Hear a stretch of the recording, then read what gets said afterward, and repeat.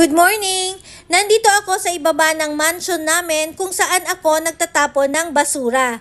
Ipapakita ko sa inyo guys kung paano tinatapon ang basura dito sa Japan. Ang bawat basura ay may kanya-kanyang lalagyan, katulad ng pet bottle, lata, bote, mga gamit sa bahay, mga babasagin, mga lumang damit, sapatos, newspaper, mga karton, at ito nga ang hanger na itatapon ko na sira na.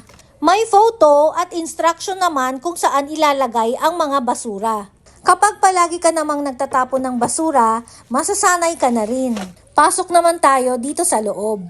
Dito naman tinatapon ang mga plastik na basura, mga karton ng gatas. Sa taas naman ay namagomi o yung pang-araw-araw na basura.